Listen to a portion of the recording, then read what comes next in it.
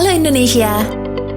Berikut ini tata cara penarikan data peserta didik PAUD untuk calon penerima BOP bagi admin kabupaten kota pada aplikasi Simdak BOP PAUD di Kementerian Pendidikan dan Kebudayaan Republik Indonesia.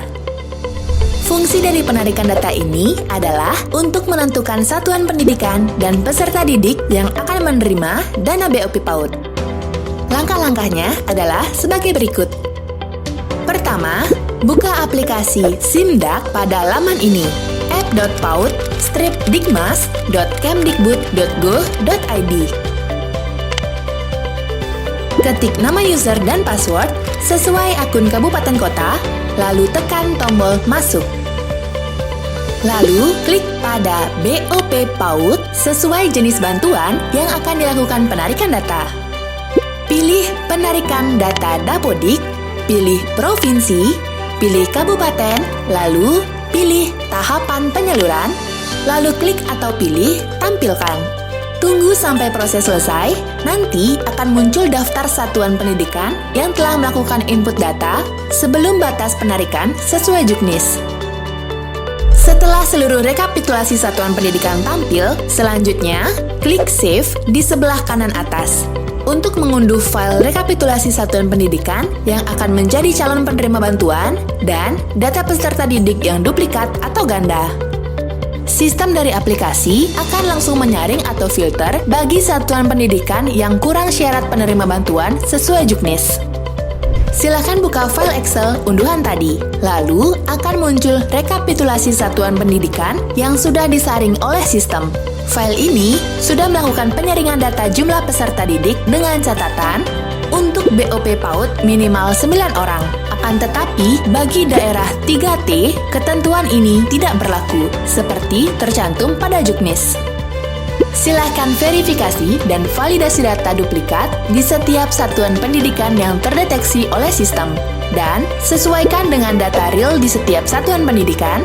Apabila sudah proses verifikasi dan validasi, lalu hilangkan beberapa tulisan pada catatan yang ada pada file, atau silakan copy manual ke file lain sebagai lampiran surat keputusan penetapan satuan pendidikan penerima bantuan operasional penyelenggaraan atau BOP per tahap.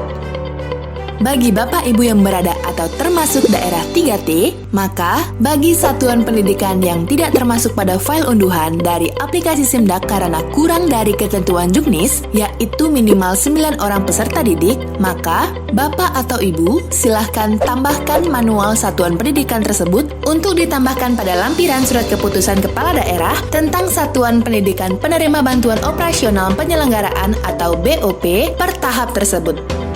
Perlu Bapak Ibu selalu perhatikan bahwa surat keputusan penetapan satuan pendidikan penerima BOP adalah surat keputusan penetapan untuk per tahap sesuai ketentuan juknis.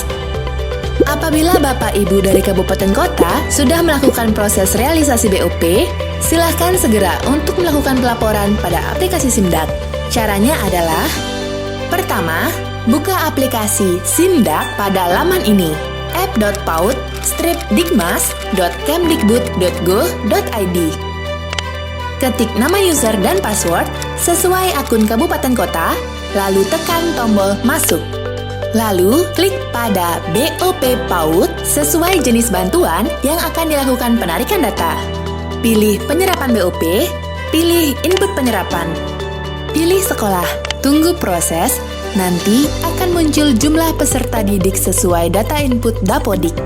Lalu, isi jumlah peserta didik sesuai penghitungan bantuan, pilih tanggal realisasi, lalu klik atau pilih simpan. Tunggu sampai proses selesai, nanti satuan pendidikan yang kita pilih tadi tidak akan muncul lagi pada tabel satuan pendidikan untuk input penyerapan dan langsung muncul pada daftar penyerapan BOP. Silahkan ulangi langkah-langkah tadi untuk melakukan laporan penyerapan satuan pendidikan lain, yaitu mengklik satuan pendidikan, isi jumlah peserta didik sesuai bantuan, dan memilih tanggal realisasi, lalu simpan, sampai semua satuan pendidikan yang mendapat BOP terekap pada penyaluran BOP. Apabila sudah tampil pada penyerapan BOP, maka satuan pendidikan sudah bisa melakukan input laporan penggunaan dana pada aplikasi Simdak. Bagaimana Bapak Ibu? Mudah bukan? Semoga bermanfaat dan selamat mencoba. BOP PAUD, membantu operasional pendidikan yang fleksibel dan bertanggung jawab. Pesan ini disampaikan oleh Direktorat Pendidikan Anak Usia Dini, Ditjen Pendidikan Anak Usia Dini, Pendidikan Dasar dan Pendidikan Menengah, Kementerian Pendidikan dan Kebudayaan.